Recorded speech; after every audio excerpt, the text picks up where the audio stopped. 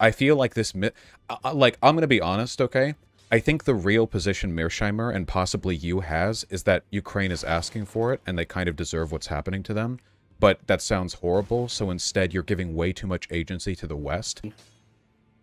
I mean, what you did was explicitly victim blaming. You compared it. If all of Ukraine was glass, you'd still think that we'd made the right call. Absolutely, I do. 100%, yes. Hey y'all! Not too long ago, I had the pleasure of talking to Vaush about his disagreement with John J. Mearsheimer's paper turned lecture from 2015. Although it certainly wasn't a perfect conversation, I still think it was a good one, and I'm glad it happened. In the days afterwards, we got a ton of new subscribers and comments. If you're either of those, I wanted to start by thanking you and letting you know that I'll be responding to all comments over the next few days, so I'm gonna get to you, don't worry. In light of my recent conversation, there's two big things I want to do. One is assess my performance in our discussion with Vaush, and two, I want to clarify my position. Since clarifying my position is a more involved process, let's say, I've decided to do that in a separate video. I'll attach the link right up here in the corner of your screen. This video is going to start with my thoughts on what I did well and what I could have done better in the Vaush conversation, and then it's just going to go to the raw footage. So you'll be getting my input, thoughts, feedback, and then you'll get to see the debate itself, if that's what you're interested in. Let's start on the bright side with what I think we did right. First off, I think I managed to convince Vaush of a fair bit by the end of the conversation. Wait, can I pose you one more hypothetical to try to get you on board with Mearsheimer? And then I'll, I guess, drop the subject. Yeah, hit me. Alright, let's imagine we're the United States, just the good old US of A standard. There's a country across the water, and it's majority VGGers. Those are your guys, right? Uh-huh, yes. There's a small ethnic minority. They're the DGGers. Uh-huh. If we told the DGGers that we would be helping them in the future, and we were aware that the VGGers really wanted to ethnically cleanse the country, do you think that making the VGGers aware that there's a timetable, a time limit now on their ability to reach ethnic homogeneity, do you think that might increase the odds that they act violently now? Let me think.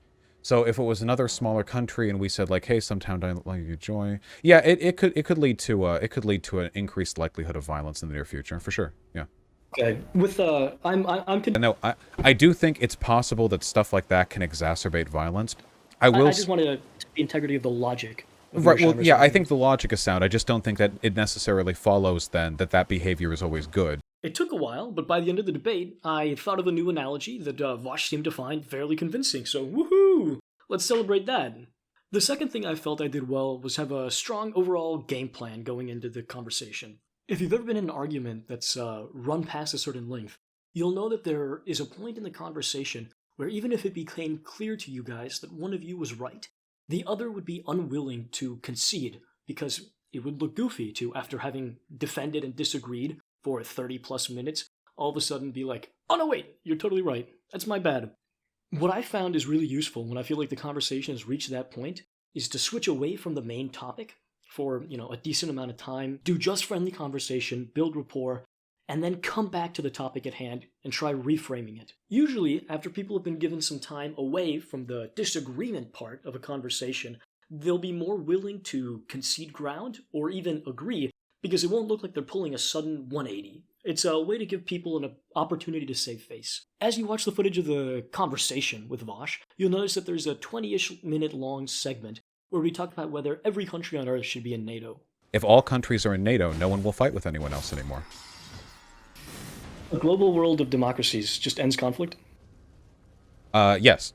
Clearly, that has very little to do with the topic we were actually discussing. It almost has no bearing on whether or not Ukraine is the West's fault. Vaush was more than happy to get into the tangent just because it's an interesting idea to explore.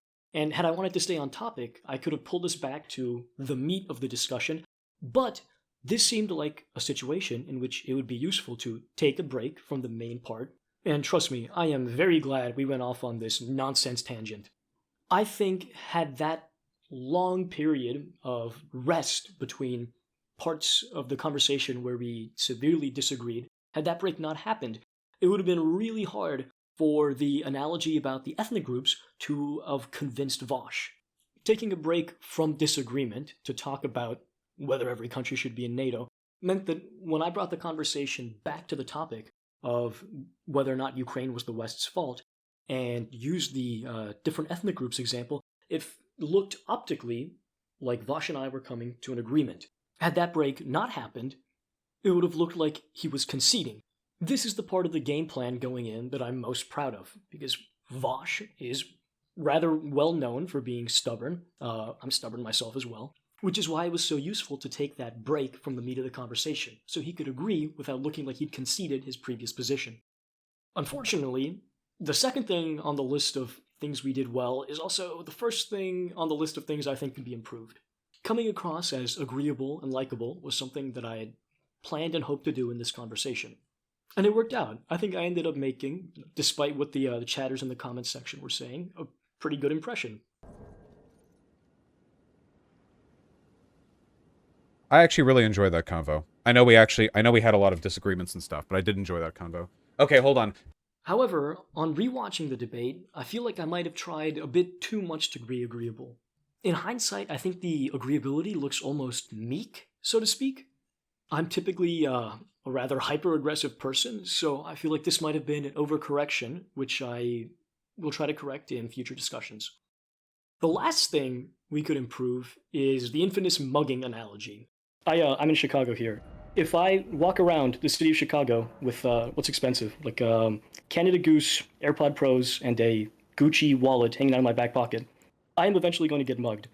Obviously, the mugger's the one responsible morally for the wrongdoing, but I think there's a fair bit of naivety and stupidity involved in putting yourself in situations that maximize the likelihood of your being mugged. Now, not improve in its content, improve in its delivery and clarity. I will defend the mugging analogy until my dying day. Tons of the comments on the video talked about how my mugging analogy was a form of victim blaming. If you think that was victim blaming, you're suffering from brain rot. That's actual brain dead behavior. You cannot possibly think that. You have no idea what victim blaming means. Victim blaming is saying the victim deserved what happened. Saying someone is stupid for maximizing the risks of something bad happening to them is not victim blaming. If someone crosses the street and gets hit by a car is probably at fault, right? It's not victim blaming to recommend that in the future they might benefit from looking both ways. That's advice. Now, that aside, the analogy could have used more clarity.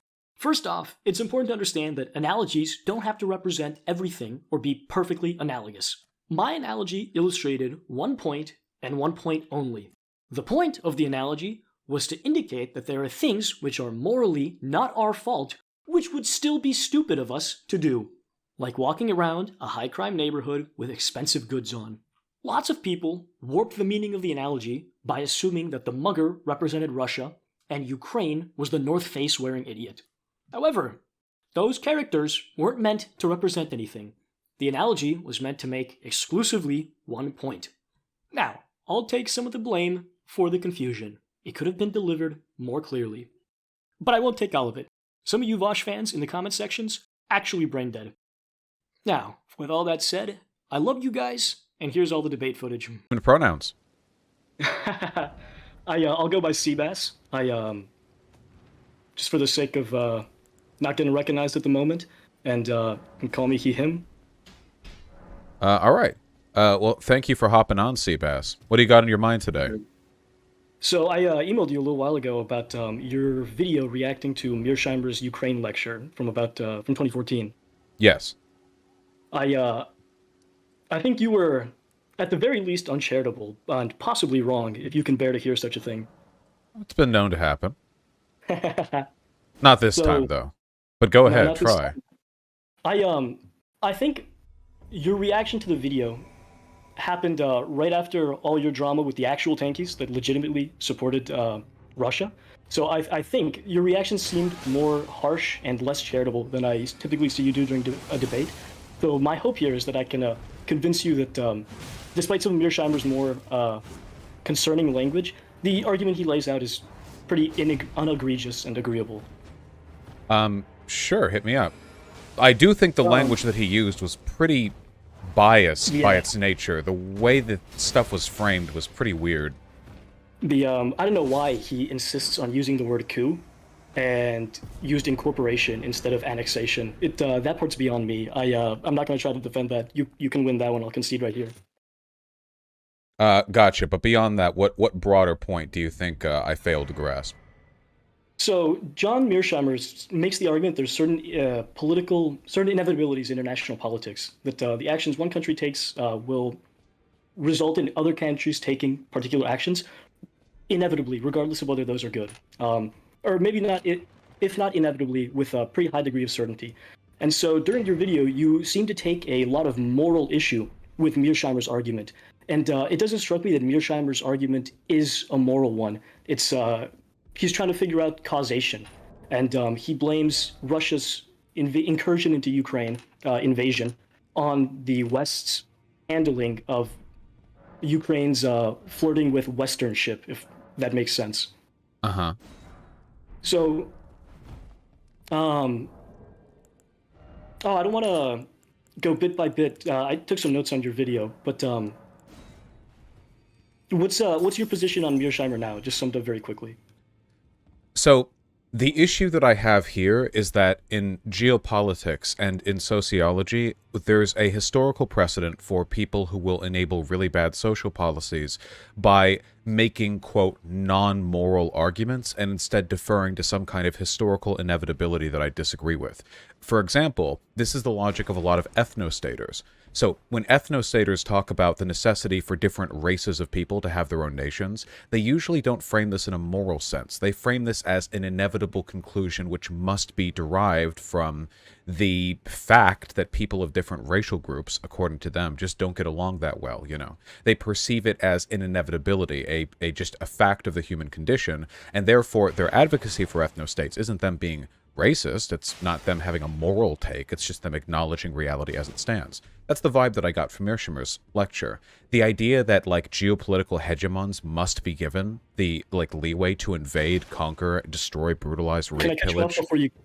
This is, I guess, a separate issue from what you said at the beginning. Can I cut you off here? Is that okay? Oh, yeah, of course. Do you think there are correct and incorrect assessments of inevitabilities? Yeah, of course. Okay, so it's possible that the racists, the ethnostaters, are wrong about inevitable clashes between racial groups. What would it take for you to believe that Mearsheimer is right, that if not necessarily inevitable, it's highly likely that Russia would respond to Western attempts to woo Ukraine in this way?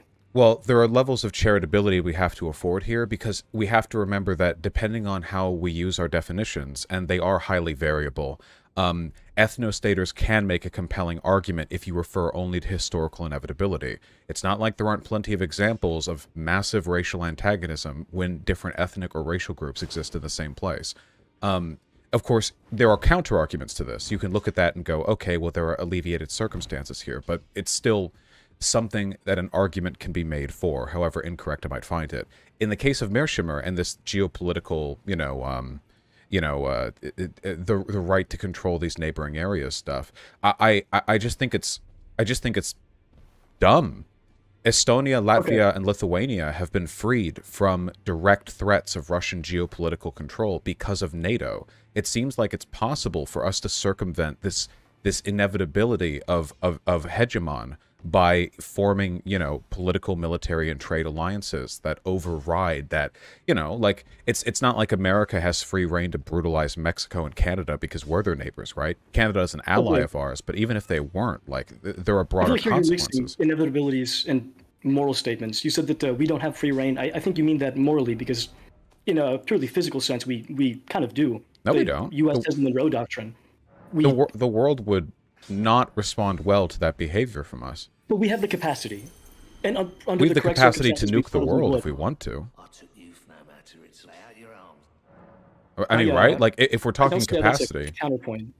like if we're talking capacity, we can do anything we want.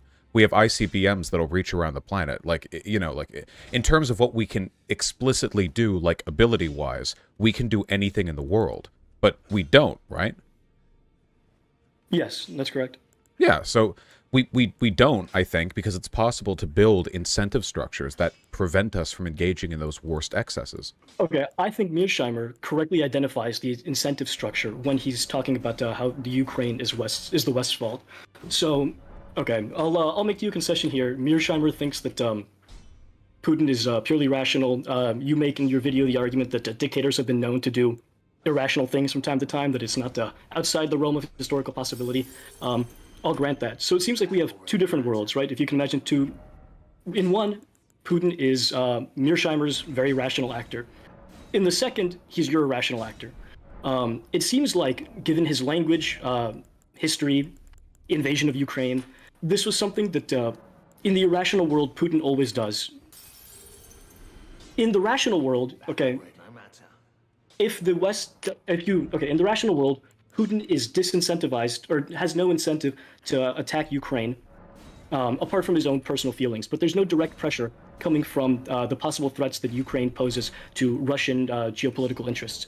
So it seems like if you want the best outcome, in your world, the incursions and trampling over Ukraine are guaranteed. In Mearsheimer's, there's a chance that Russia just doesn't see the need to. So it seems like the optimal thing to do, regardless of which world we live in, is to not give Russia the impression that Ukraine is going to be a hindrance on their geopolitical interests. Why? Because if you give Russia the impression that Ukraine is going to bother them in some way or another, they are incentivized to invade.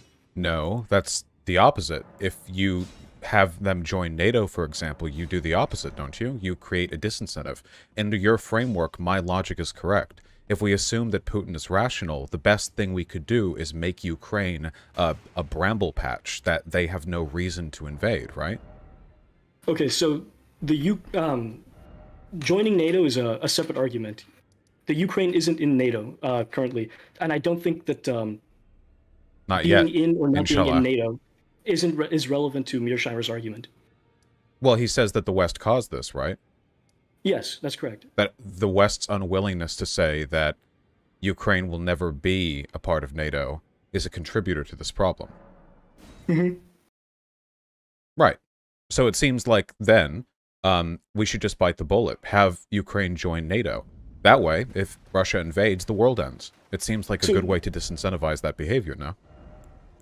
I could agree. Whether or not they should join NATO is a separate conversation that I would enjoy having with you in like 10 minutes. But it isn't relevant to whether or not Mearsheimer's correct. He makes the argument that by giving Russia the incentive that Ukraine was going to not necessarily join NATO, but just westernize or become more westernly aligned, that you threatened Russian interests. And that's what caused Russia to try and protect its interest. Well, I mean, sure, but like, what Russia's interests are threatened by the whole of NATO as well. Should they not then also invade Estonia, Latvia, Lithuania?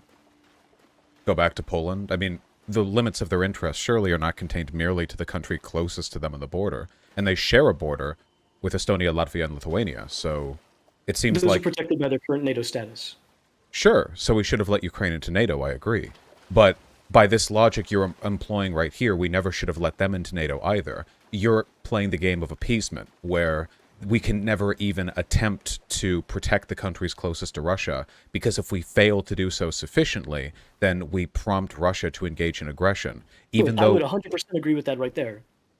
Right, but Russia would just aggress anyway.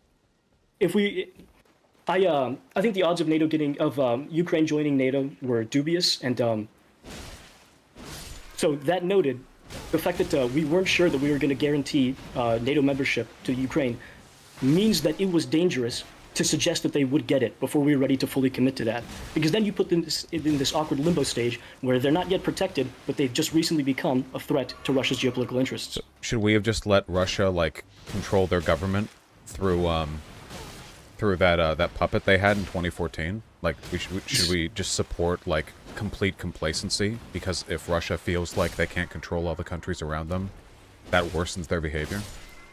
That seems like a non sequitur to what I just said. Well, what you're saying is that these countries don't have a right to defend themselves, and any... No, I've never talked about rights. Okay, so what you're saying is... getting the best outcomes for all countries. And you're if there's saying... an outcome that increases your likelihood of getting invaded, then we probably shouldn't pursue policy that leads to that outcome. So you're saying then that these countries should always engage in behavior which minimizes the chance of invasion from Russia, no matter what? I mean, Wouldn't you, if you were a country on Russia's border? Well, yeah, I'm well, in personally that not a fan case, of being invaded. shouldn't we just let Russia annex the entire planet? I That seems like another non sequitur. No, because what you're saying right now is that, like, the mere, like, anything which prompts Russian aggression is bad, but Russian aggression is prompted by not having control over geopolitical enemies.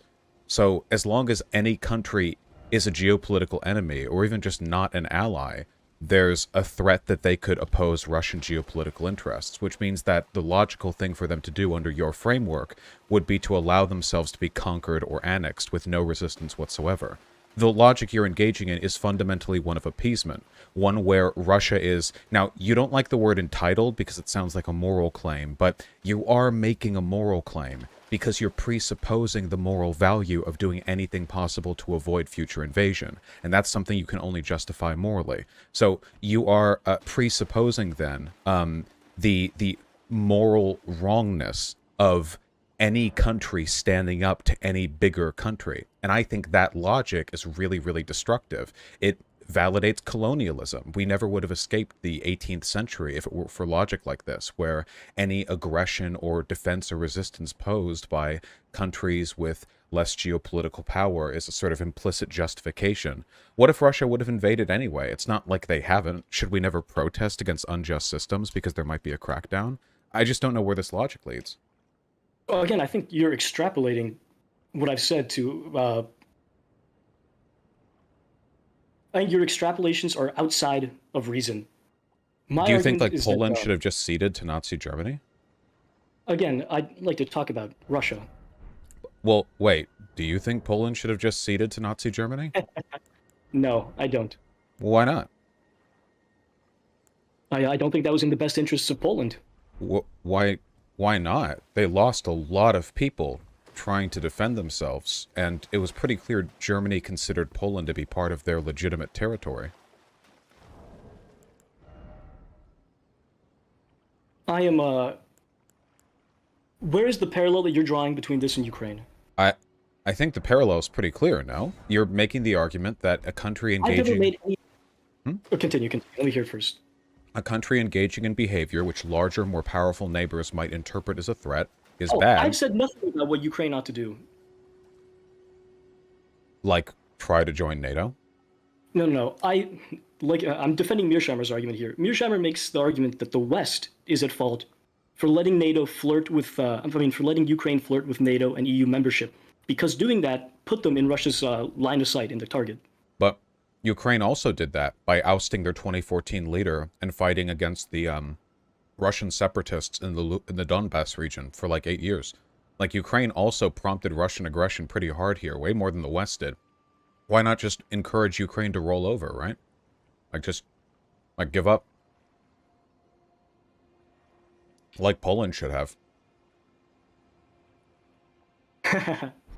I mean, right? All right, give me a second to reframe this. I think that there is good and bad policymaking.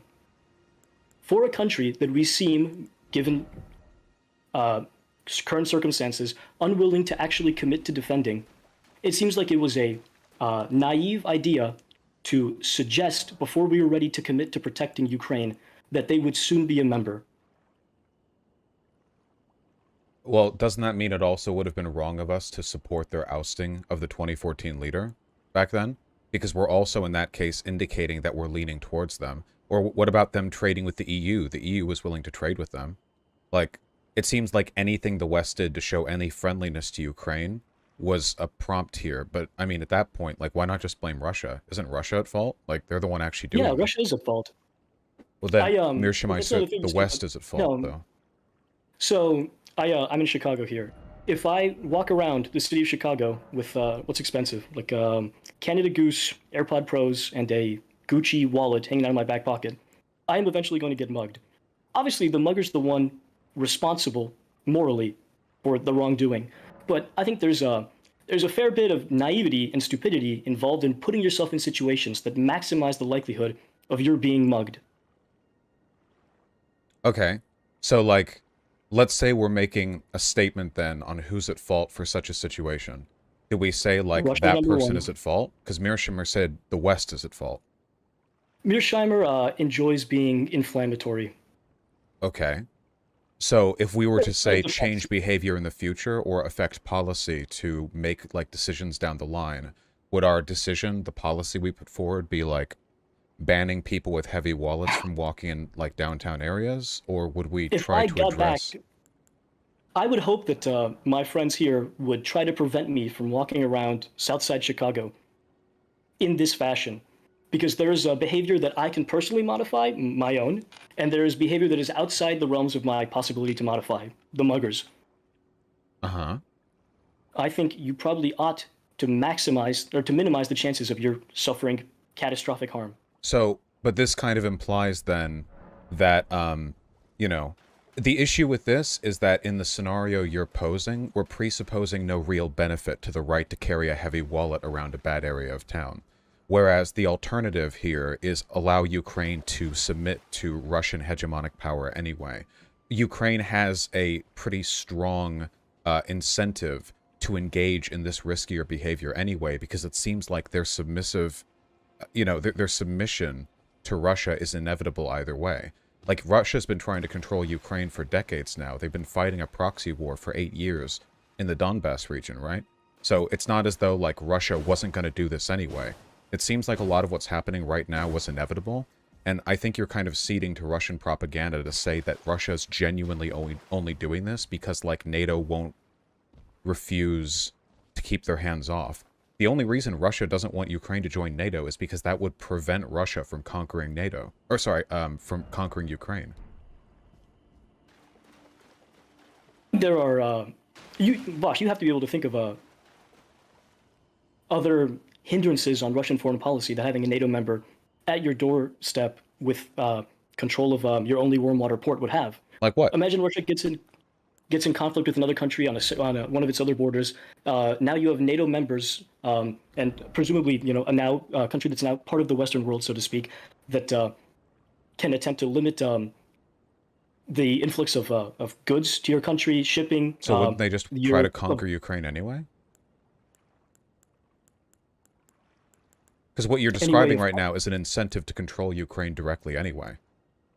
I think, okay, so Russia faces a cost for the invasion. So a Ukraine that's relatively compliant is less likely to get invaded. I don't think that Ukrainians have some responsibility to be compliant, but I think that the West's action in putting them in a state of risk by continuously offering up and not committing to we didn't put them in that state of risk. They want to be in that state of risk. We're in compliance with Ukraine's government in doing this. If they're making attempts to join NATO, we're not at fault. Like, we're ceding to their demands. You can't deny them their agency. If Ukraine wants to join NATO, we're not at fault for like hearing them out. Clearly, their attempt, their indication that they won't submit to Russia, that's going to happen anyway, right?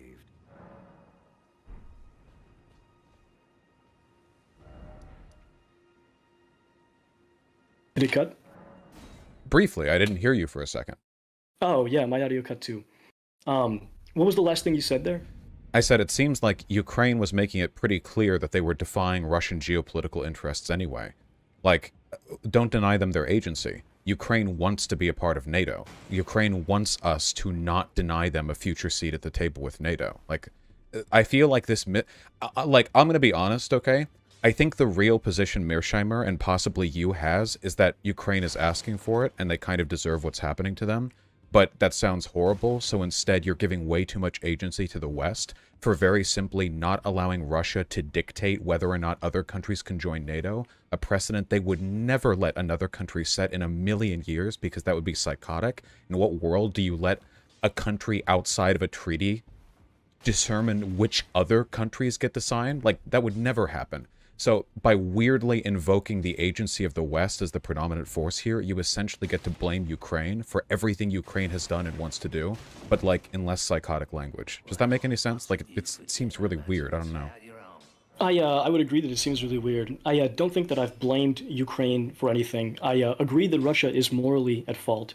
So it seems odd to try to pin me down as victim blaming in this situation.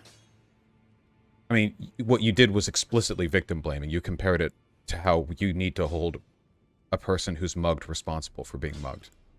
I never said you need to hold them responsible. I said that ideally people minimize the likelihood that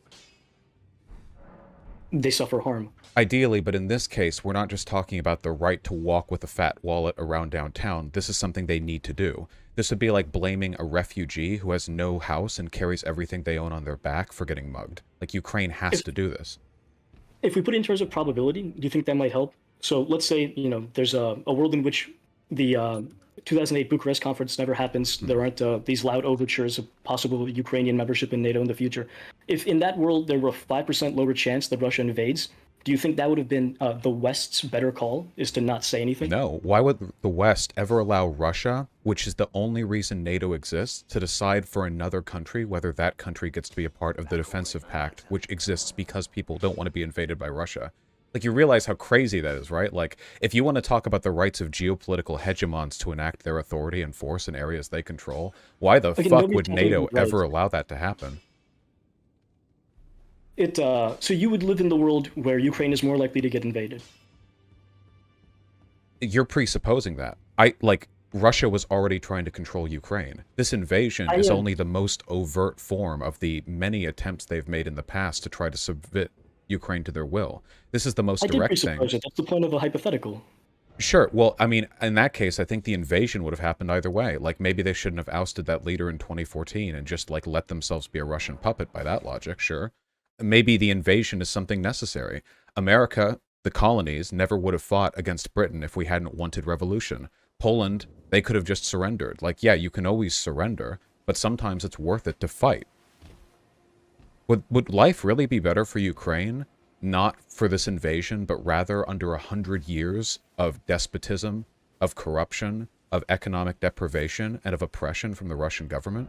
Maybe this war is their big hurrah, their chance to break the back of the Russian wannabe empire, a chance for them to break free and truly define themselves, not just as some post-Soviet breakaway state, but as a real, definitive, unique country that can stand up on its own against Russia.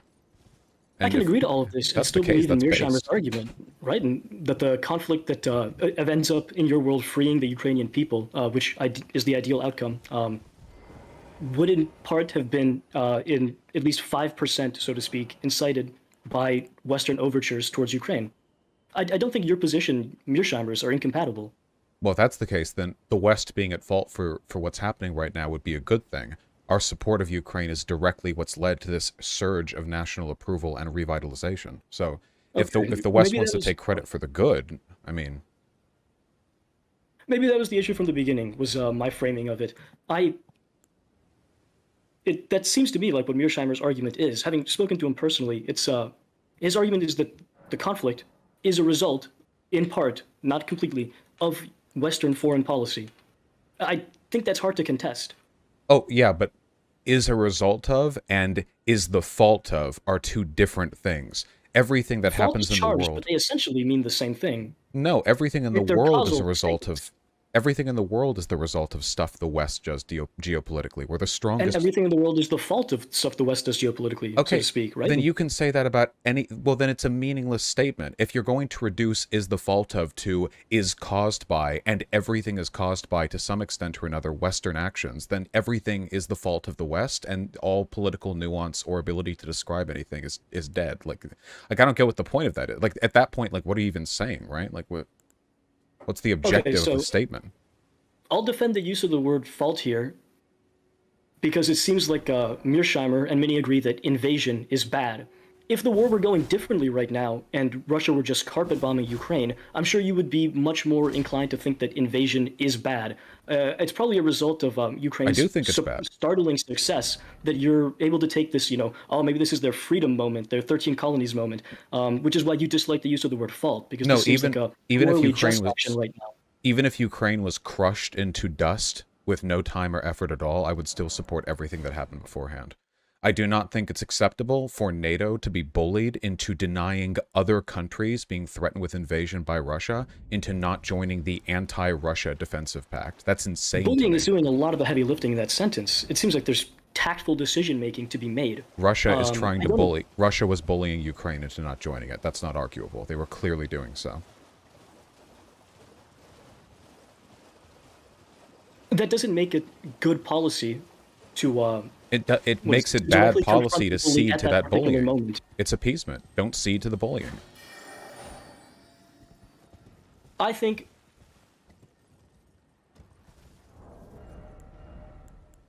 standing up to the bully when you're not willing to confront him seems like a recipe for disaster. The They West was were. not going to. Ukraine has been ready to fight and confront for a long time. No, we're talking about the West right now. The West did not end up taking Ukraine into NATO. It didn't offer them the protection that it suggested they might have, Nah, and but that's the we're reason why helping. we're getting invaded at the moment. We're helping, though. I'm very glad. Right. So it seems like we're doing what we can. Ukraine's doing what they can, right? Like, we couldn't have just brought them into NATO right then because that would have meant bringing troops right up to the Donbass region. We were incapable of bringing them into NATO right then. Oh, dear. You think there's a world in which the timing of NATO's statements, EU decisions is better? I mean, That I they can line up imagine more a quickly? world in which literally everything can be improved. I think what they did was reasonable. I think it was good and better than the alternative you're offering.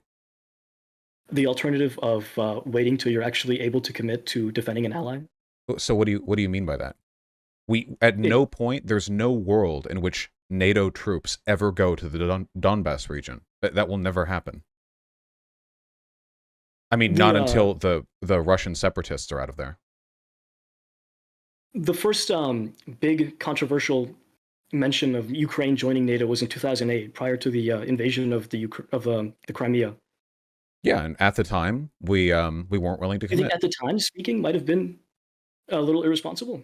No? What's wrong with hearing Ukraine's interest in joining NATO, but deciding it's No. not time yet? They stated explicitly that Ukraine and Georgia would be joining NATO at some point in the future. Sure, that might still be the case. So there is no world in which it's irresponsible to make that statement. No. How is it? This is just standard diplomacy. Diplomacy is just saying whatever you feel at that particular moment out loud. No? Diplomacy is, we might be interested in bringing you into the North Atlantic Treaty Alliance sometime, or organization in the future, but at the moment, we don't want to. This happens all the time. This has happened to other countries in NATO.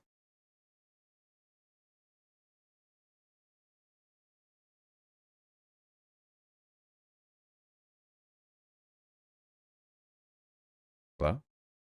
I'm trying to think of Oh, wait, you cut wasn't out for like a second. changing the You framing. cut out for a second. All I heard was, could you repeat what you said since my last words? What did you last hear? I didn't hear much for a good while there. Just everything you said after you last heard me talk, please. Oh, okay. Wait, let me check the wire here.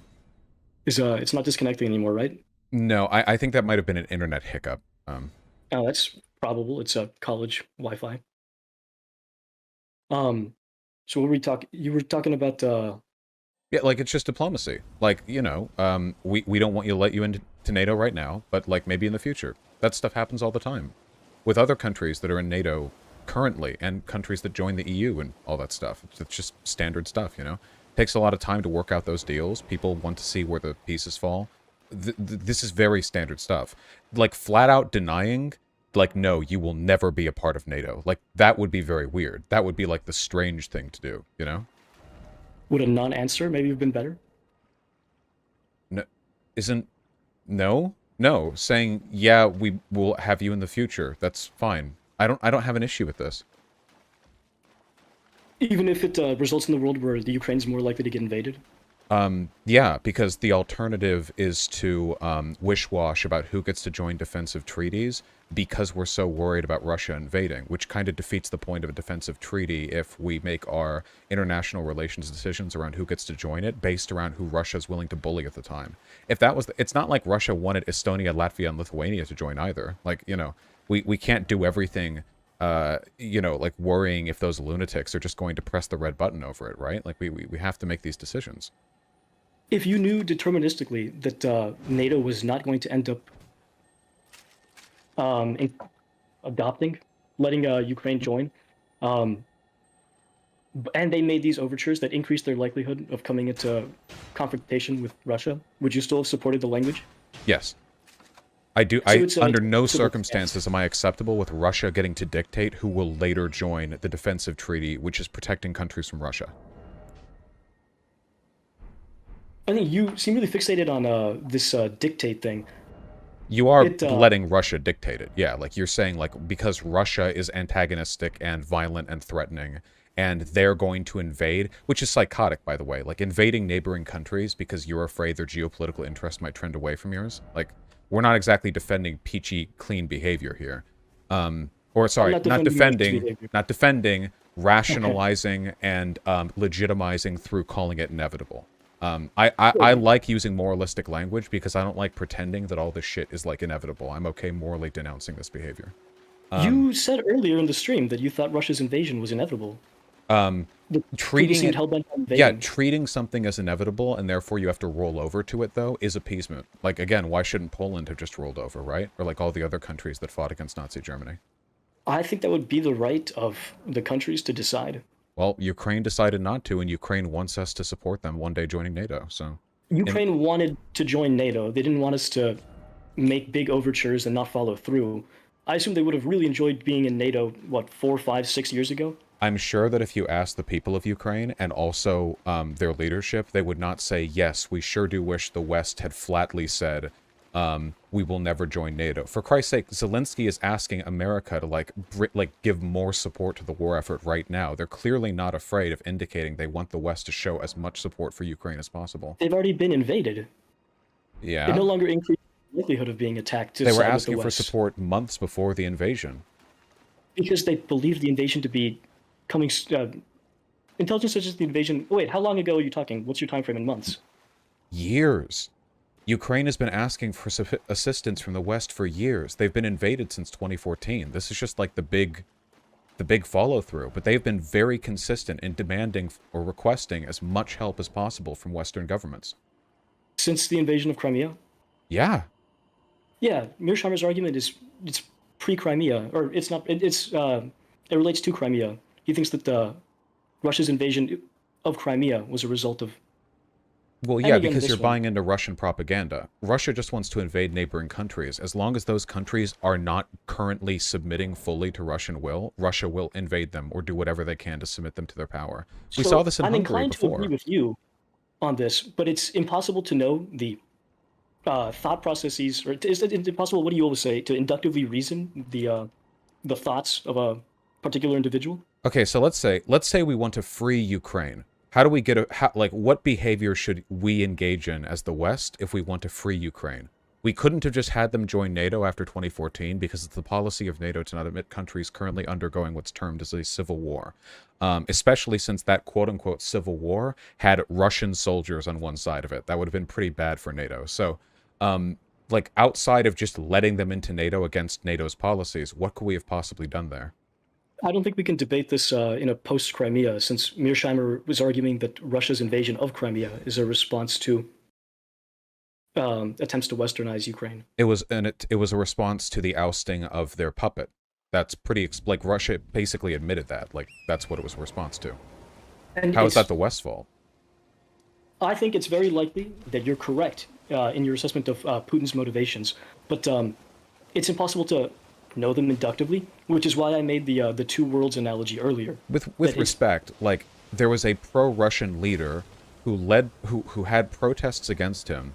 Putin directly told him to crack down harder on the protests, and then he was ousted and fled to Russia, and then immediately afterwards they annexed Crimea and, like, started deploying separatist groups in the Donbass region. I don't think we have to engage in that much of an inferential leap to understand what Russia was responding to here. It wasn't NATO, it was Ukraine not being their puppet state.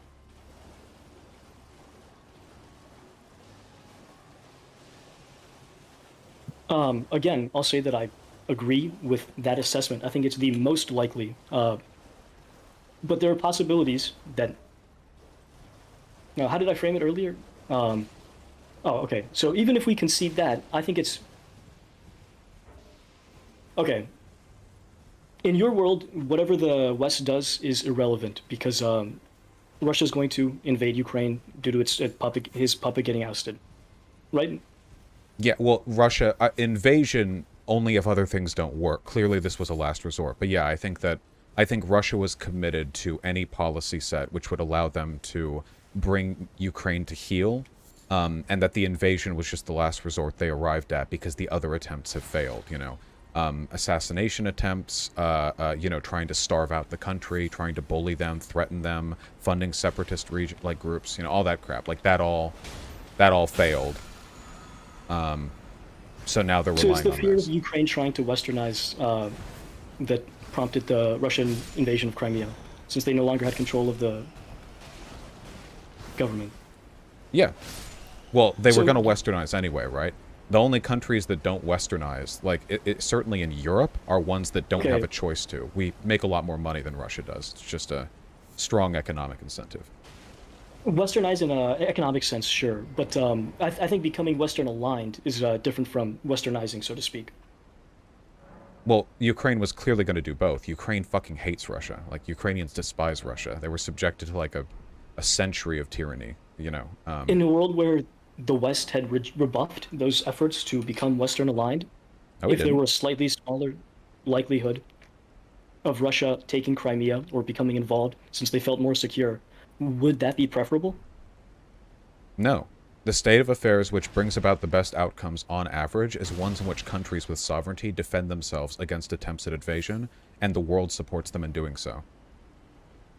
Like, we never would have gotten out of the colonial period if we hadn't had this mindset. Like, yeah, we should support weaker countries trying to establish sovereignty in opposition to stronger countries, Why not? Regardless of what happens.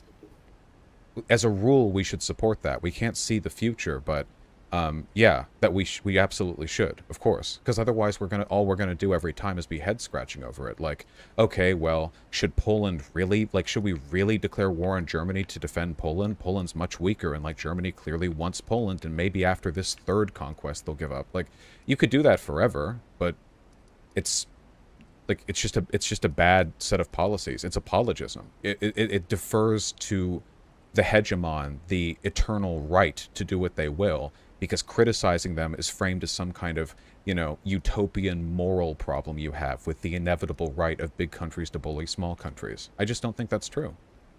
Not inevitable right, inevitable likelihood. Then you fight against it when it's likely. Every time. So it seems like the West's attempts to make these overtures to help Ukraine were not particularly helpful. It ended up getting invaded. Well, they would have been a lot more helpful than not doing anything at all. What would the world be worse if the West hadn't done any of this? I think so, yeah. We would have abandoned a country in need to be swallowed up by a much more powerful neighbor.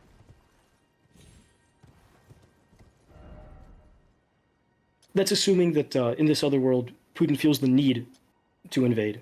Well, maybe not invade, but bring Ukraine to heel. Yes. Maybe he could have done that by installing another puppet. Maybe he could have, if the EU wasn't willing to, make negotiations with Ukraine, maybe, Ukraine would have been so broke they would have had no choice but to accept exploitative and manipulative trade deals from Russia, that's possible.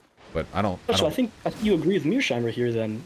Maybe not in his prescription that it was wrong or irresponsible of the United States, of the West, to make these overtures, but in that the West's having done so increased the likelihood that this conflict was going to happen, and so is in part the West's fault. If by this conflict you mean the invasion, then no, I disagree. If by the invasion exclusively, the invasion. Huh?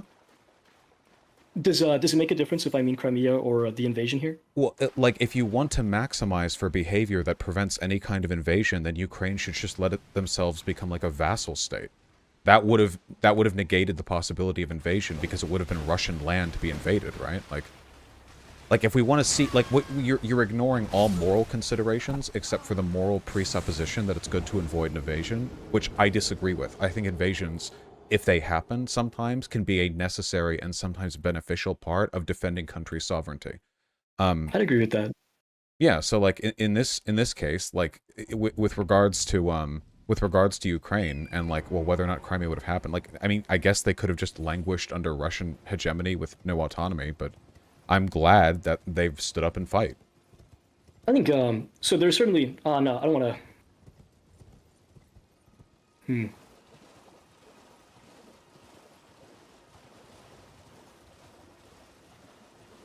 No, I'll leave that out for now. But so you do agree with Mearsheimer then that there is Well, no. some level of responsibility that the West bears for the outcomes.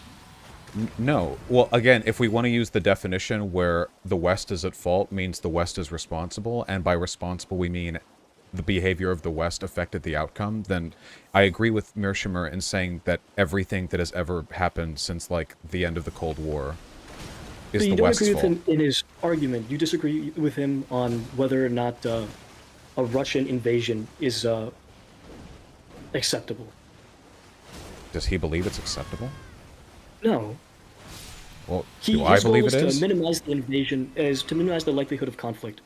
Okay, so And I it have seems to like ask you're you willing to again, endure some level of conflict. why shouldn't Poland In have just pursuit. surrendered?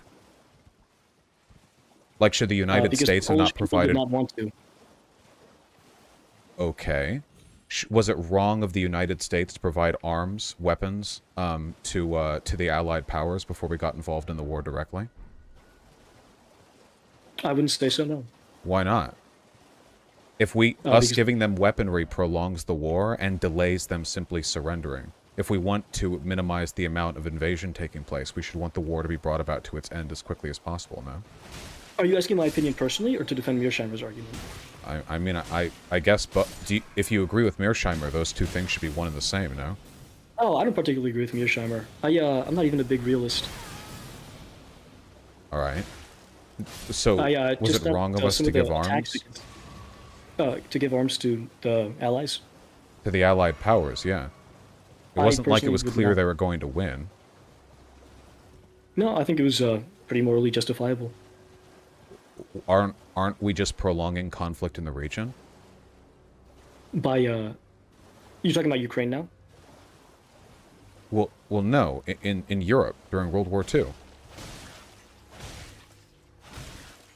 Are we prolonging conflict in the region by providing arms? Okay, if the moral presupposition here is that providing support increases the likelihood of other countries engaging in violent behavior against the countries we're supporting, then by that logic, France should never have aided the US colonists fighting against England. America shouldn't have provided arms and aid to the countries that were fighting the Axis powers. Like, it seems to me like this would lead to a lot of really bad outcomes, potentially. So I think all of those countries acted in their own self-interest when they engaged in this support, right? The West acted in its own self-interest when it stood by Ukraine and refused Yeah. to deny them. Right, and Ukraine acted in its own self-interest when it continued to pursue NATO. So if that's the case, if we're all acting in our own self-interest here, why the fuck are we blaming the West? So Mearsheimer thinks that the decisions made increase the likelihood of conflict in the region. Wait, And that it's our self-interest.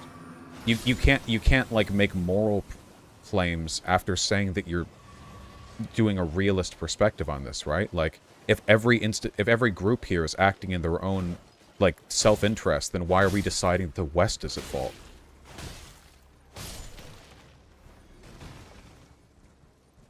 You know, like, why is the West specifically and not Ukraine?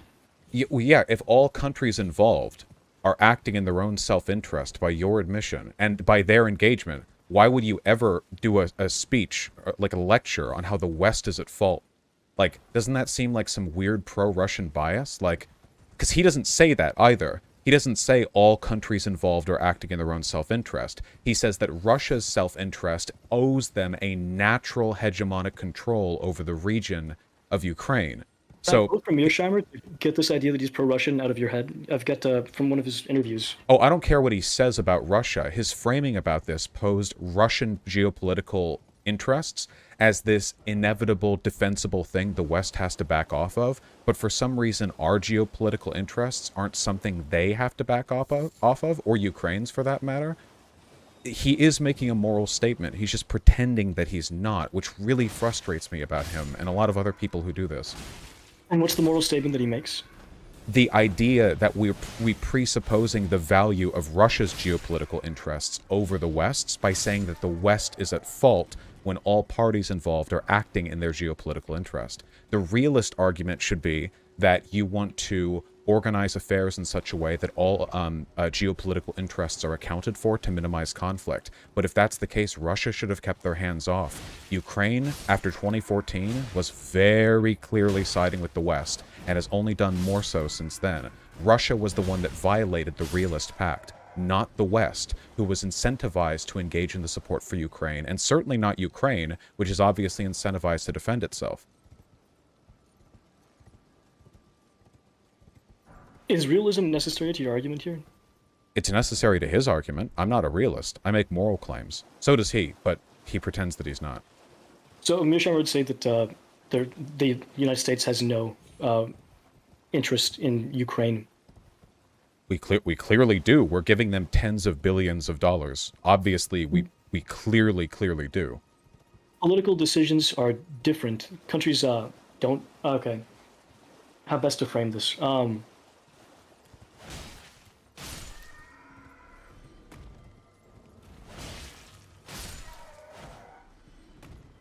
No, the United States isn't particularly affected by whether or not Ukraine is taken.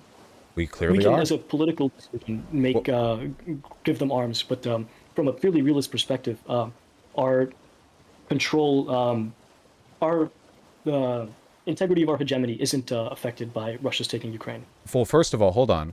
You don't get to decide what is or isn't in the interest of a country. Maybe there are other political considerations beyond merely having access to resources in Ukraine. Now, Ukraine does, of course, have a huge amount of black soil and natural gas and stuff like that, but maybe America, which is aligned with NATO, doesn't want Russia to normalize invading nearby countries or exerting control over them. Like, don't you think it's in NATO and Europe's interest broadly to not have Russia just encroach on the second largest country in all of Europe, moving westward and matching border with more NATO countries? Yeah, that's okay. So acting in your own self-interest politically isn't necessarily realism. Is realism just whatever's most convenient at the time? No. No, like, how is it talk not about in the realism interests as well. of NATO-aligned countries to not have Russia control Ukraine? That's clearly getting closer to our turf. That's not our turf, so to speak. Well, hold on. That's for us to decide. Our interests aren't determined by what your, like, abacus tells us they are. Like it's very simple. You know, like, hey, NATO member, do you want Russia to just get 400 miles closer and now match borders with Poland, a country that hates Russia and is also a NATO member? Well, no, that would actually be really bad for us in every imaginable way.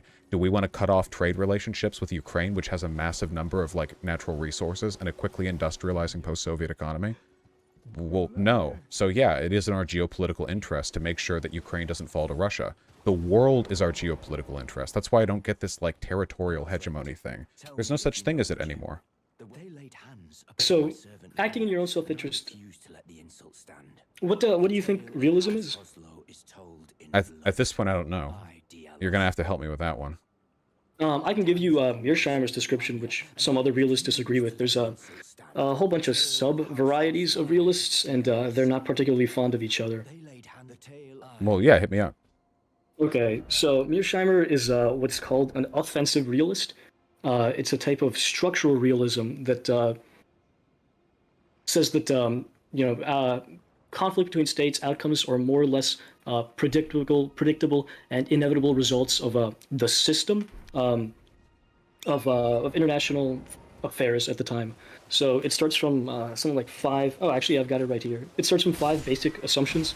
One, that the international system is anarchic. There's no higher authority, which is true. There isn't anybody to regulate the fighting of states between each other. The international system isn't hierarchic. There isn't an authority that can overrule or rein in states. Second, that all states have some offensive capacity, which seems reasonable. Three, that you can never be certain about the intentions of other states, which again seems fairly reasonable. Four, that survival is the main goal of states. And five, that states are rational actors.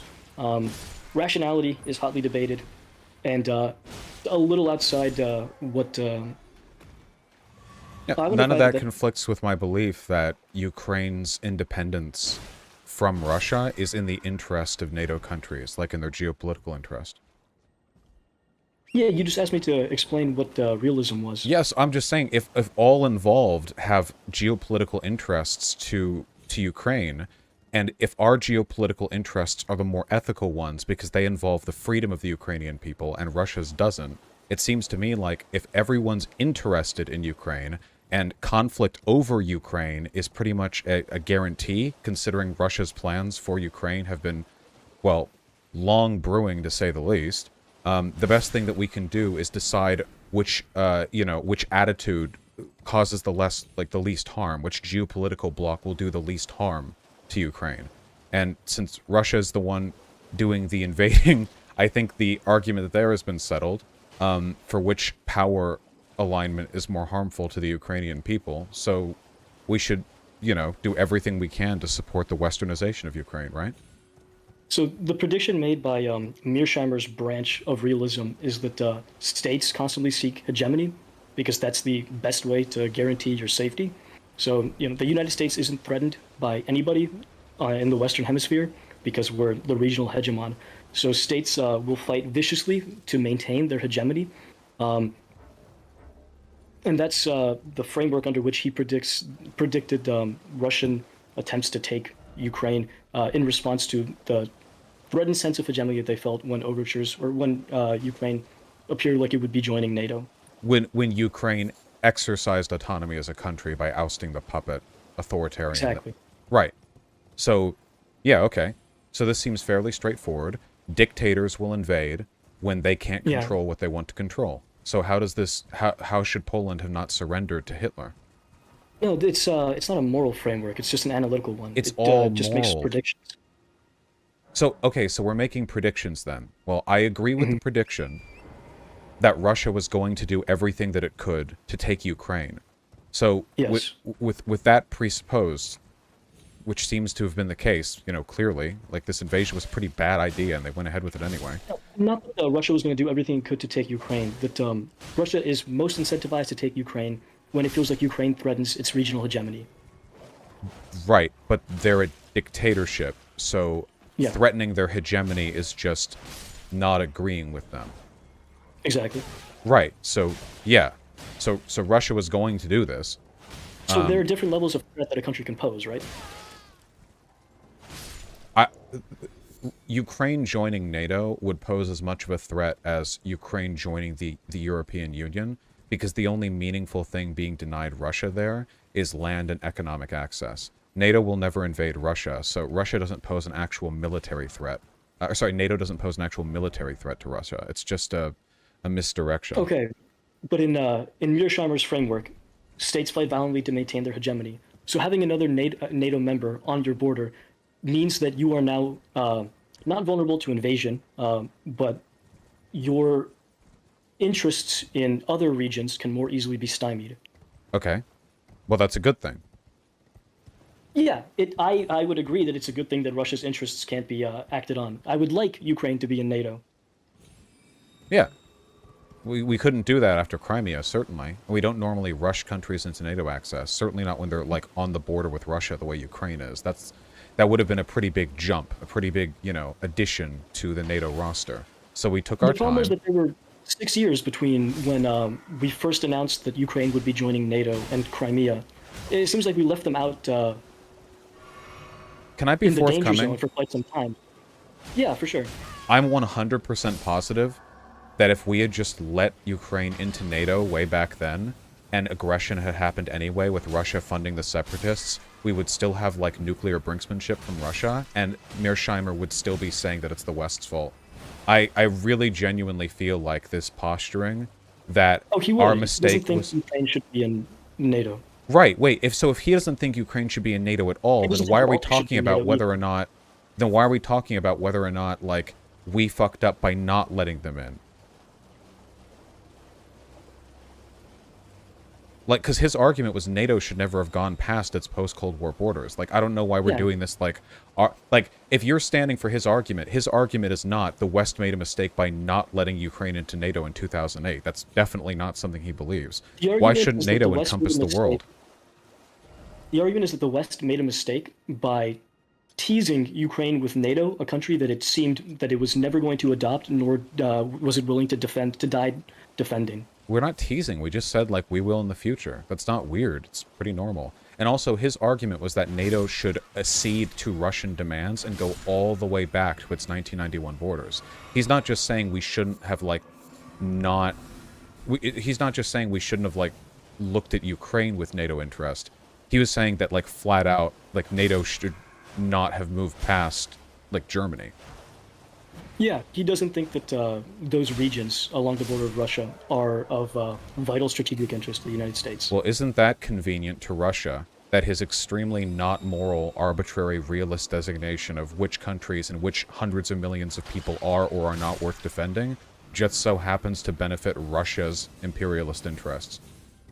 See, this is what I mean by realism cloaking moral arguments, you know? Because now anyone arguing for Russian invasion gets to make a moral argument. Oh, look, see? Western hegemony overextended past the Iron Curtain. See? They shouldn't have done this. Mearsheimer says this directly. He says, you know, this is the West's fault. Like, the West shouldn't have done this. Well, if they shouldn't have done this, then Russia is acting, you know, morally correctly when it exhibits geopolitical control to try and establish hegemon in former, like, USSR territories. I mean, it really seems to kind of be benefiting the imperialists there, no? I think it has been spun in such a way that it's been adopted by a lot of disseminators of Russian propaganda. Yeah, you can look in the comments of that YouTube video, and you're going to find a lot of people who are defending Russia right now. Because that's what it does. That's the consequence of that language. It's a moral argument, you know? Like, so, Mearsheimer is like the equivalent of the guys who say, like, I'm not racist, and I don't have any, like, positions on the hereditary differences between races and human intelligence. However, here's an 8-hour YouTube video on, like, IQ tests done in the 1960s, which show definitively that, like, black Africans are less intelligent than white people. But, like, I have no opinions on this. Now go forth, everyone else, you know? Like, I see what Mearsheimer is doing. I feel like this is rather disanalogous. I think it's pretty analogous. Why should NATO retreat to the Iron Curtain? That's a separate argument from whether this is analogous. His goal is to critique U.S. strategy that he feels increased the likelihood that the Ukraine be invaded. Right, you want appeasement, yeah. All he says. Don't do things that are morally good, because the bad dictators will not like it if you do the morally good things. Like, that is by definition appeasement. There's not really another way around that. Is there anything that is morally good that you would choose not to do because of its consequences? The morally good thing is the consequences here. I'm a consequentialist. The morally good thing would be for NATO to expand. But this is the fake inevitability again. This is the, you know, oh, I'm not racist. It's just a historical inevitability that different races can't live together. So when you say that my decisions are immoral, I'm not even making a moral statement. Like, that's the issue I have. Like, again, let's just focus on the ethics, because that's really what we're talking about. Anytime we make, like, statements about what should be, we're making ethical statements, and Mearsheimer does. So we shouldn't, it's not math. Like, he's inventing the guidelines based on moral preconceptions. He can't, like, make up a rule set and then go, oh, well, this is the objective rules, you know? Does that make sense? Yeah, I see what you're saying. The response that he gave when asked this exact question, pretty much, in an interview with the New Yorker, I think, was, I think there is a strategic and moral dimension involved with almost every issue in international politics. I think that sometimes those moral and strategic dimensions line up with each other. In other words, if you're fighting Nazi Germany, there are other occasions where those arrows point in opposite directions, where what you're doing is strategically right and morally wrong. If you think join an alliance with the Soviet Union to fight against Nazi Germany, it's a strategically wise policy, but a morally wrong policy. But you do it because you have no choice for strategic reasons.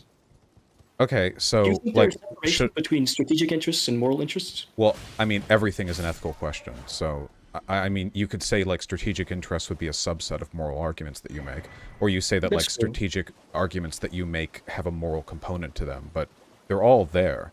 Again, the problem is, like, Mearsheimer is just laying out arguments for, like, Russian imperialism and then cloaking them as, well, it's historically inevitable that Russia gets to do what they want with these territories, which I just strongly disagree with. That language disincentivizes other countries from intervening to help. And who's to say Do you think when I made the argument about the mugger, that I was, it's cloaked mugger apologism? Yes. Not cloaked. Oh, wow. Yes. It's brazen mugger apologism. Yes. Do you think it would be morally wrong of me to recommend to my friends they dress more discreetly and not wander the South Side for extended periods of time? So so it's possible to take measures in order to prevent bad things from happening, but when we're talking Yes. about broader policies for affecting social change, the solution to mugging is not take defensive measures. The solution to mugging is address the existence of crime. It's the same with rape, right? Like, Wait, can we do that to Russia? Can we address the existence of Russia? oh yeah, we can. We can address the Well, likelihood how? of them engaging in violence by crushing their geopolitical hegemony, like what we're doing right now. We're gonna break their backs in Ukraine, and show them what happens when they wage a war without America's consent. That's the thing we're doing right now. And that, by the way, I think what's happening right now is going to lead to better outcomes. Better we break them now, have Putin kill himself in a bunker somewhere, than let them continue getting away with this behavior for decades and decades. This is the best case scenario as far as I'm concerned. Admittedly, if Ukraine had instantly lost, it would have been worse, but I still think the what would you say? The process-oriented outcome would have been preferable in that case, because I don't think there are any long-term benefits to appeasement as a geopolitical strategy.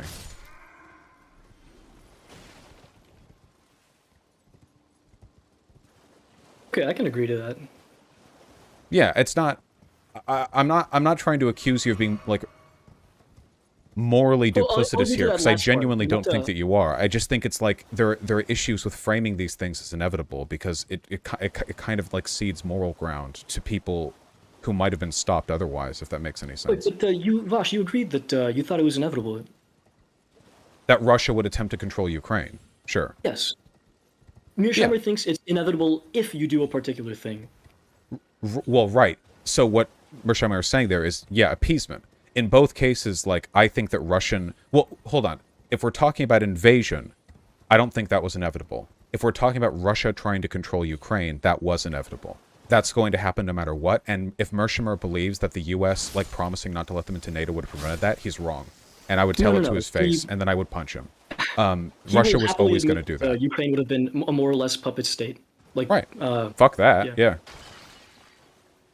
They got to be yeah, free.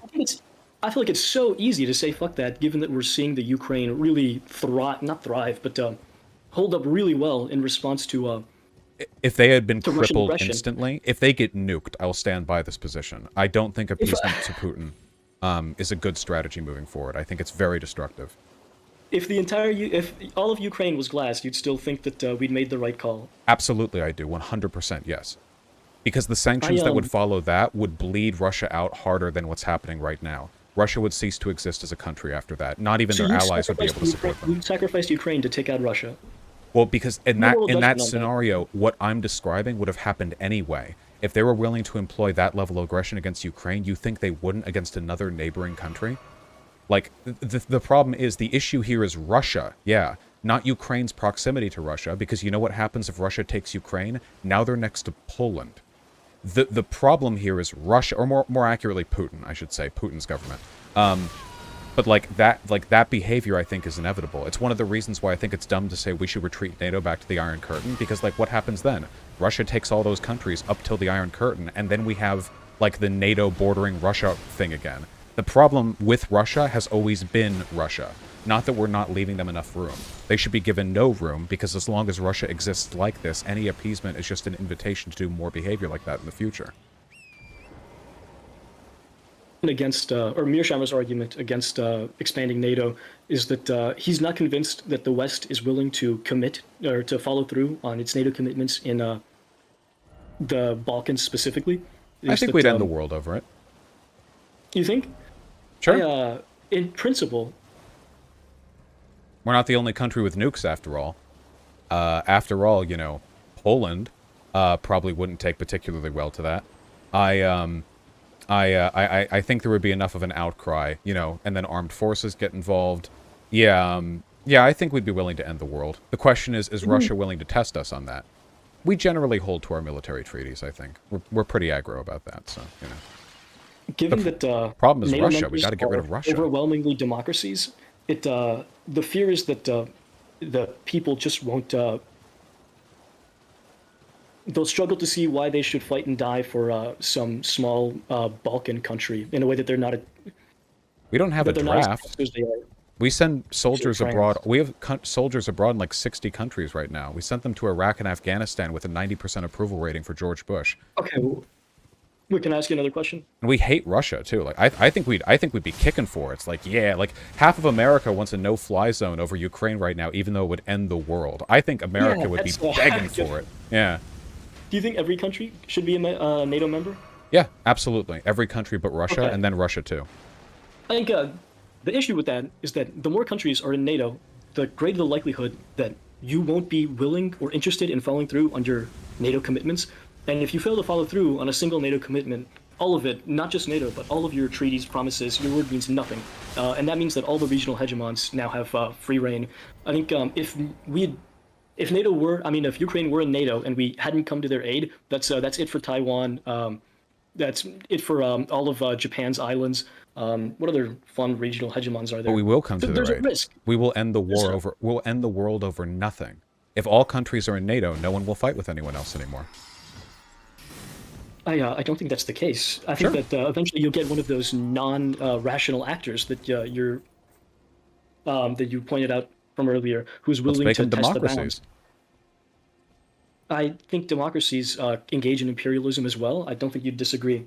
Against other countries they have alliances with. It's not like France, Germany, and England are beefing it out, right? I think it's possible the to build a whole world world- where the whole world is incapable of fighting with itself, because there are so many interlocking military treaties, so many economic ties, that the end of the world would be an inevitable conclusion to like any conflict between any countries, and that'd be a good world. We already live in a world with nukes anyway, right?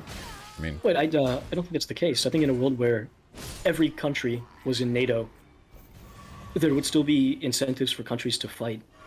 Especially what? smaller countries would very easily be able to get away with conflict. well, keep in mind, I'm being a bit hyperbolic with the all countries should be in NATO. I don't necessarily disagree with that sentiment, but obviously, with the world as it is right now, not all countries could be in NATO. I don't want like South Sudan in NATO. You know, like obviously some house cleaning would have to be done in terms of political viability. But as a concept, the idea of like military treaties that stretch the world around, yeah, like Western Europe isn't fighting with itself anymore. Not since World War II. It's just not happening. I don't think there's any set of As a result of situations. They're having more or less aligned interests rather than a military treaty preventing them from doing so. Why do they have aligned interests? Because the Western democracies just tend to do so. Well, why? Like magically? What about Western democracies? In the same way that Arab states seem to have, they're real friendly with each other. Well, why? Like Iran and Iraq? No, there are notable examples, or counterexamples, but What makes them different? then what? Well, then the you- other Arab states. A global world of democracies just ends conflict? Yes. A global world of democracies where there are strong economic bonds between all these countries, yes, I think that ends conflict about as well Okay, as that can. adds a lot. You are adding more and more things, and Well, the qualifiers. every country should be part of NATO thing was obviously like a hyperbolic. Okay, Yeah. just making sure. But yes, You said it during the original Mearsheimer video, and I thought it was an interesting sentiment. I think that the entire world, to the best of our ability, should be made democratic and made economically interdependent, and then we should open our borders up as much as we can, and all the fine people of those countries should mingle and learn languages from neighboring countries in their I middle agree school with this, education. but this has nothing to do with the military alliance. Well, military alliance be part of that. But as it stands right now, countries that are actually interested in joining NATO aren't going to be declaring war on each other either. If we're talking about the world as it is right now, then, you know, my real argument is just NATO is a fine enough organization, and I'm okay with countries joining it, and I'm okay with its proliferation. In the long run, you know, I'm sure that all these countries would have shared military alliances too, right? I mean, that seems likely. That there's a global military. Why does it seem likely to you? Now I don't disagree or agree. I'm just curious. Well, because if they're already so economically, socially, culturally interdependent that, you know, people freely travel across borders for work, they, you know, they What would be the incentive to have military alliances in this extraordinarily wonderful world? well, for the same reason, I suppose, that we do with all of our allies. Like, it's not as though, you know, we have military alliances outside of NATO as well with other countries that we're allied with. Usually, I think these are just part and parcel of having good geopolitical relations with another country, right? I don't think they're like an exceptional or rare thing. You usually make military alliances with countries in response to a particular concern that you have. And it seems like in your world where everybody's economically interdependent, there wouldn't be such a concern. Sure, yeah. I think this semantically follows from the idea that all countries should be a part of NATO, in the sense that I'm broadly arguing for economic and military, like, co-determination in countries all around the world. The specific organization of NATO, the North Atlantic Treaty Organization, I don't think that like South Africa should be a part of it, if for no other reason than because that would be confusing linguistically, but sort of nominative anti-determinism there. But the Okay, broader so sentiment that I'm affecting here, I stand by. absent the economic interdependency in the current world, you wouldn't want a global military alliance, right? Well, we couldn't get one. It'd be impossible, right? I mean, we're not allies with everyone. You see the risks with having defensive military alliances that get too large? Not if they get too large, only if they're established hastily.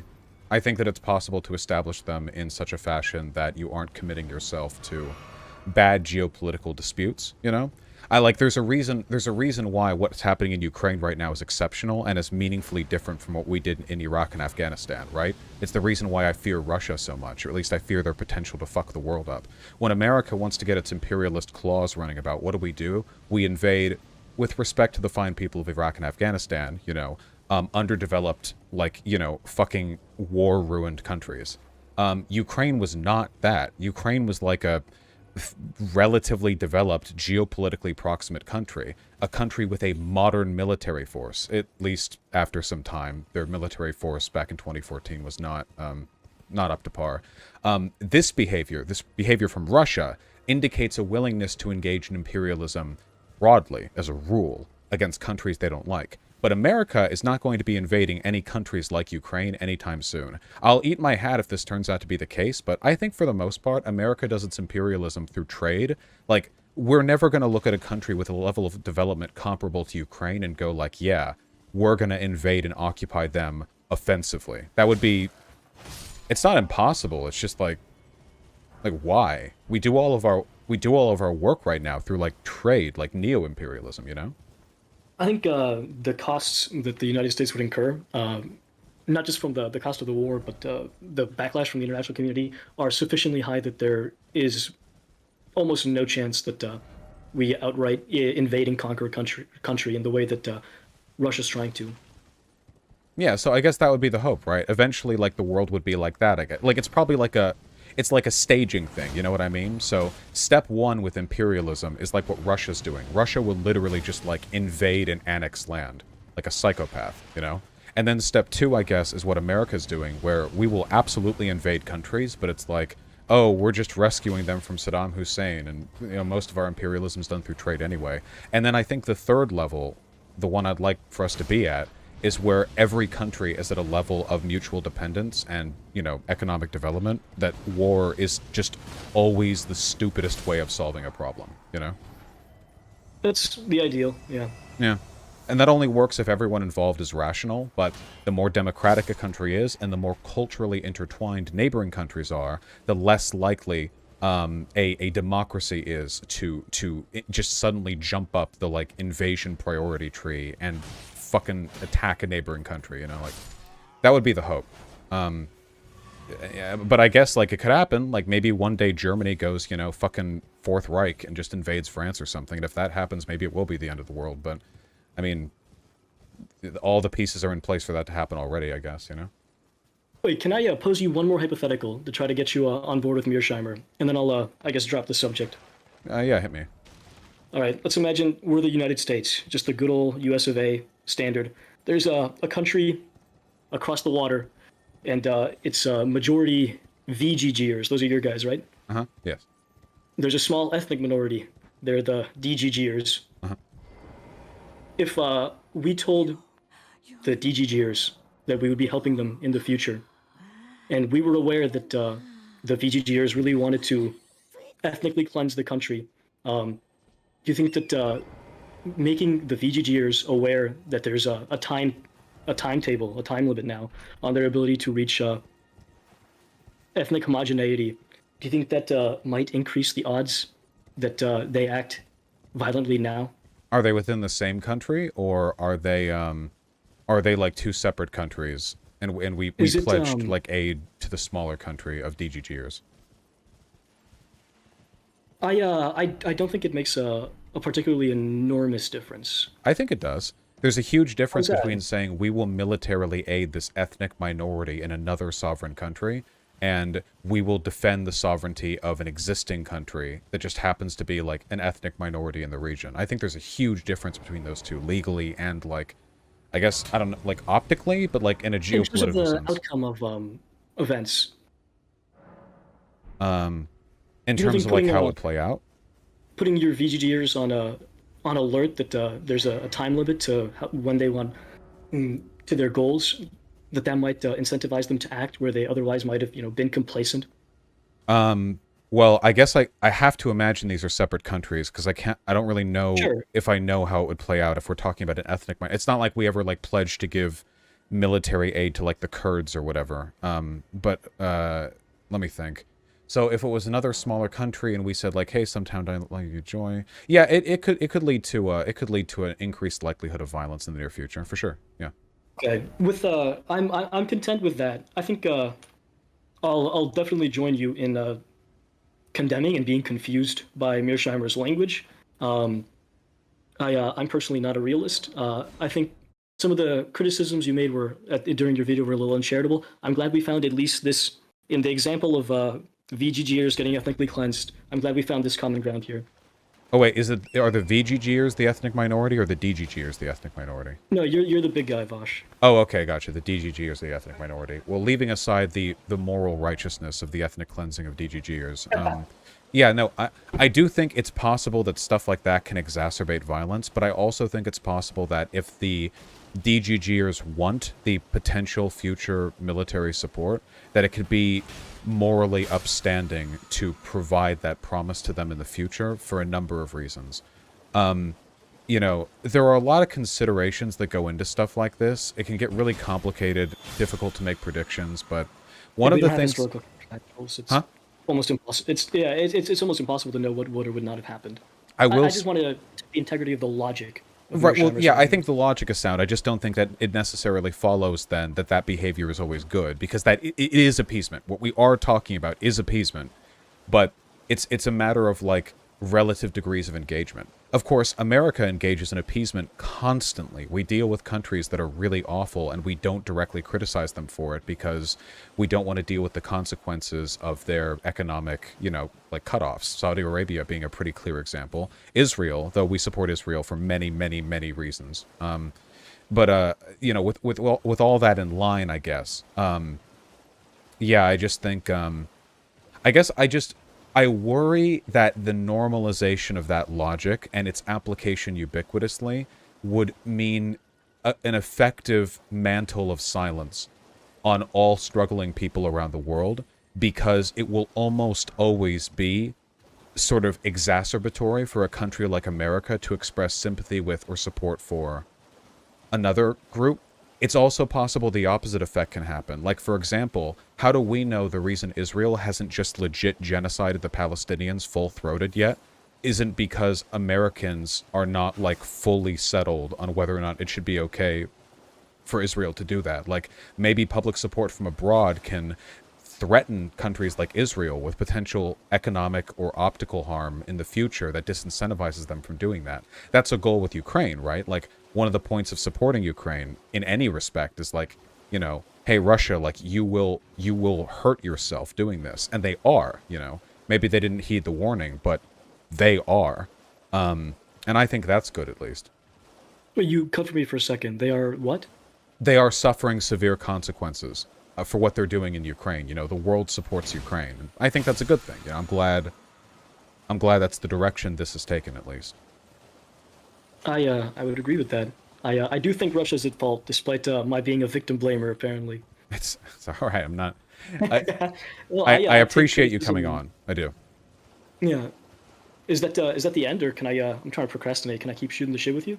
Um, no, I have a headache. I'm afraid that is the end. I'm gonna have to bring the hammer down, my friend. Okay. And Maybe exhibit the next time I'll. authoritarian behavior I dislike so much. Next time I'd like to ask you about this dirtbag left stuff and your Oh God. provocateurism. Yeah, I think No, no, no. It's from a cultural. It's not a. I like your actions. I just have a question about the. Ah, no, no. You know if what? the hammer's. Hit me with a question. Go for it. I'll answer. Okay. Maybe not a. I don't know if it's a question. Or actually, yeah. You think do you think you're underappreciated for what you do? Yeah, I imagine a lot of people feel that way, though. I'm probably not For alone in that context, respect. I was probably. I think I consider myself fairly center left at the moment, but I was fairly alt right maybe early in high school. God, years ago. And I don't know that that switch would have ever been possible if there were not figures on the left who were at least somewhat culturally similar to alt-righters. Not to insult you, but you engage in fun, provocative humor from time to time. Obviously, much less provocative and much less incendiary than on the right. But there's that landing pad between, you can criticize or you can say anything about any race on the right to there are some things you shouldn't say, but you can still have fun. To I guess people further left of you, you can't have any fun, and I think that middle ground is important for the if there's hope for there to be a pipeline to get people away from alternative right. Yeah, I just feel like the thing is the problem is almost the framing that you've given shows how bad things are right now. Being edgy, being considered an alt-right thing is kind of telling, since alt-right Oh, shit is the like right has no, won the culture war on edginess. They own it. yeah, it's just wild, right? Like if you the It'd be majority nice of if you could take people it back. in real life are like Norm. problematic. Sometimes they're edgy, sometimes they're reactionary from time to times, like the ability to engage with this is a political necessity if anyone wants to be like relevant in any kind of broader stage. Like it's not like left edginess is unheard of. George Carlin was pretty fucking edgy. A lot of the arguments Dave Chappelle has made for like black liberation, obviously he's not holistically progressive, but those arguments came across pretty fucking edgy. ContraPoints has made some pretty edgy jokes and has made videos defending them. She literally made a video called The Darkness where she talked about the value of using like edgy humor as a way of like venting one's feelings or like expressing a political interest. Though her context wasn't quite the same as mine, I think it speaks broadly to the value of engaging in that kind of language when you can, when it's fun to do so, when it's helpful, when it's not harmful. But yeah, I don't know. I think a lot of people just don't like it when I do it. So Why do you think that so many prominent figures on the left are this? I don't know how to frame anti-fun type. The more ones that disagree with your manner of engaging with humor. I think fuck. I'm going to sound like a reactionary here, but I really do think this. I think 99.9% of people form their political opinions through really stupid, emotional, like bias-oriented things, like conservative, left, center, liberal, like all groups. Like it's just like dumb tribal politics, just some stupid, emotional whatever. And I think that for a lot of people on the left, it is stuff like bitterness, jealousy, and resentment and people who have power. If there's one thing that I legitimately do think the conservatives have a massive ideological leg up on us from, it's that conservatives are not disposed towards acting bitterly in response to other people's well-being, at least not nearly as much as leftists seem to. Now, they still do this all the time, don't get me wrong. It's a pretty, envy is a pretty common, human thing. But I think conservatives exhibit this less often, and they do so less holistically. And that, I think that really fucks the left pretty often. Because, unfortunately, it turns what should be a legitimate critique of power, which should be critiqued, into an emotional bias against the concept of having power. And if you have bias against people who hold power, then you don't allow people within your movement to become powerful, and you hamstring yourself anytime you get a, a place to speak. I think that's one of the big issues at the moment. It's not being anti-fun, it's just a lot of people on the left legitimately cannot understand when their innate aversion to, people's fortune and power, which is so often a product of abuse and exploitation, is actually politically beneficial.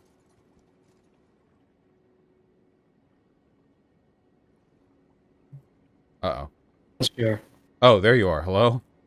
Yeah. Is it cutting again? Briefly, did you hear everything that I said? Yeah, I think it sounded like you came to a natural close there. I did, yes. Yeah, I said, it,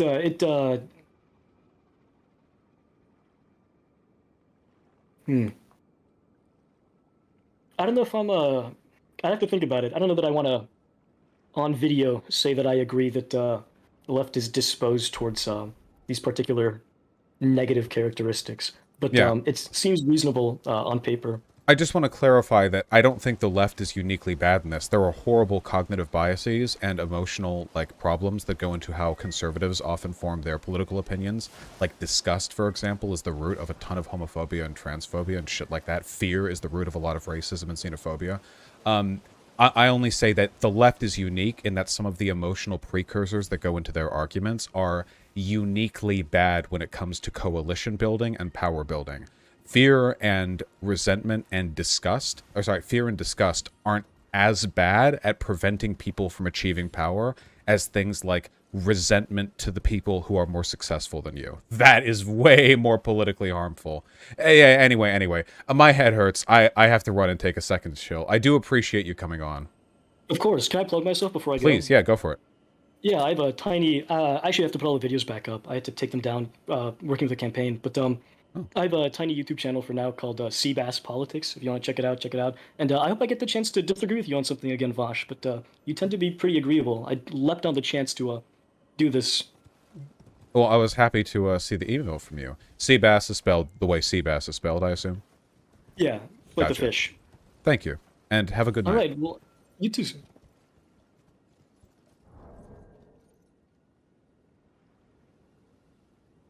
I actually really enjoyed that convo. I know we had a lot of disagreements and stuff, but I did enjoy that convo. Okay, hold on. Pigeon!